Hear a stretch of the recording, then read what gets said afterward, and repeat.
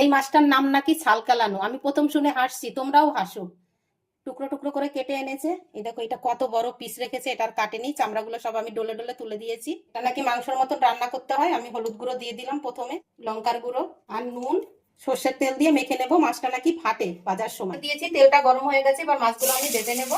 ভাজার পর তেল রয়ে গেছে, এখানে দিচ্ছি জিরা, শুকনো লঙ্কা আর তেজপাতা। একটা পেঁয়াজ দিয়ে দিচ্ছি কুচিয়ে, পেঁয়াজটা ভেজে নেবো এখন। আদা রসুন আর কাঁচা লঙ্কা বাটা, টমেটো আর শুকনো লঙ্কা বেটে নিয়েছিলাম একসঙ্গে দিয়ে দিলাম 1 চামচ মতন নুন, হলুদ গুঁড়ো, লঙ্কা গুঁড়ো। মশলাটা এখন আবার একটু ভেজে নেবো। দুটো আলু কেটে একটু ভেজে নিয়েছিলাম, ওটাও এখন মশলার সঙ্গে ভেজে নেবো। দুটো ভাজা হয়ে গেছে, দিচ্ছি জল। আর কিছুক্ষণ চাপা দিয়ে দেবো, ঢাকনাটা খুলে মাছগুলো দিয়ে দেবো। জলটা ফুটতে ঢাকনাটা খুলে আমি মাছগুলো দিয়েছিলাম। এবার দিচ্ছি গরম মশলার গুঁড়ো আর একটু ধনেপাতা কুচিয়ে দেবো।